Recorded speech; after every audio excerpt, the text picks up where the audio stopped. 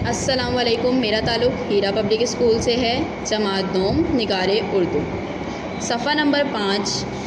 بسم اللہ الرحمن الرحیم، شروع اللہ کے نام سے جو بڑا مہربان اور نہایت رحم والا ہے۔ بچوں، آج میں آپ کو حمد پڑھا رہی ہوں اور آپ نے میرے ساتھ ساتھ پڑھنی ہے، ٹھیک ہے؟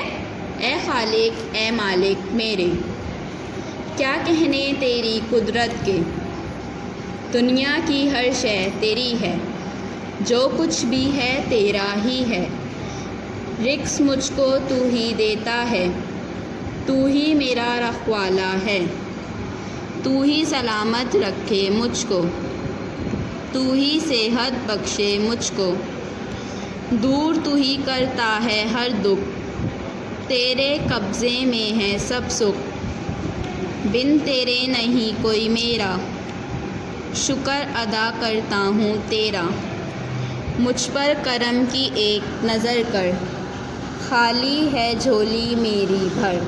یہ ہم جنہوں نے لکھی ہے، شاعر کا نام کیا ہے؟ حفیظ صدیقی۔ چلیں بچوں، اب میں آپ کو بتاتی ہوں کہ حمد کا مطلب ہے کیا۔ آپ اچھے سے سمجھنا ہے آپ نے اور ذہن میں بٹھانا ہے، ٹھیک ہے؟ حمد کے معنی ہیں اللہ تعالیٰ کی تعریف بیان کرنا۔ حمد اسے کہتے ہیں جس میں اللہ تعالیٰ کی تعریف بیان کی جائے۔ خالق کے معنی ہیں پیدا کرنے والا۔ آپ سب کو پتہ ہے نا، ہم سب کو کس نے پیدا کیا ہے؟ اللہ تعالیٰ نے پیدا کیا ہے۔ دنیا کی ہر شے، چیزیں، جتنی بھی چیزیں، زمین، آسمان، انسان، جانور، سب کو اللہ تعالیٰ نے پیدا کیا ہے۔ اللہ تعالیٰ کی جتنی بھی چیزوں کی تعریف کی جائے اتنی کم ہے۔ دنیا میں جتنی بھی چیزیں ہیں وہ سب اللہ تعالیٰ کی ہیں۔ وہی ہمیں رزق دیتا ہے اور اللہ تعالیٰ ہی ہماری حفاظت کرتا ہے۔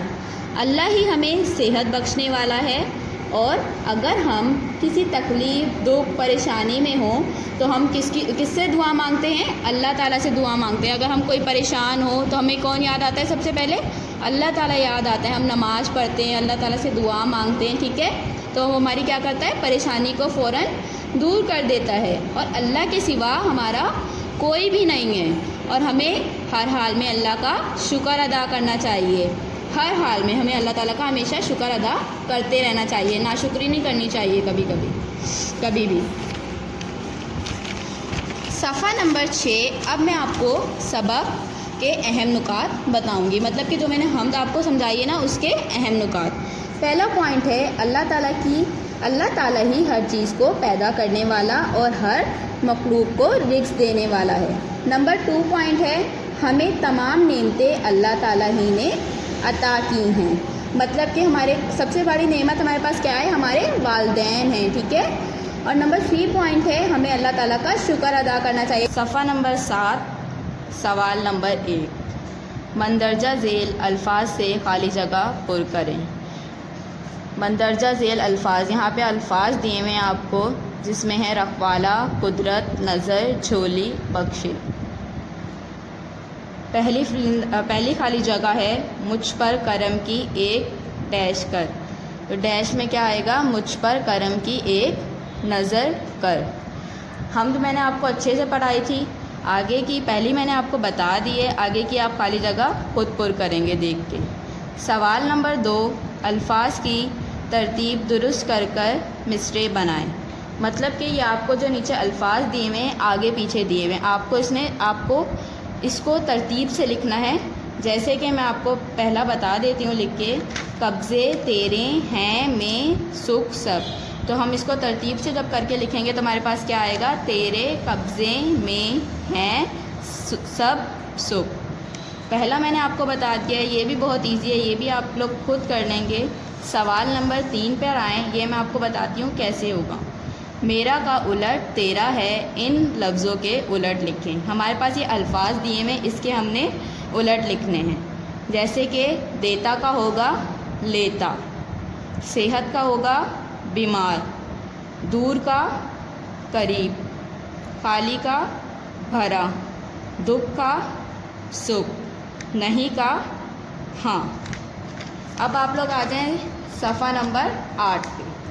سوال نمبر 4، اللہ تعالیٰ کی نعمتوں میں سے 10 کے نام لکھیں جیسے علم، عقل، دولت، صحت. یہ آپ کو جیسے بتایا ہوا ہے کہ اس کے علاوہ آپ نے اللہ تعالیٰ کی کون کون سی نعمتیں ہیں ان کے آپ نے 10 جو ہیں نام لکھنے.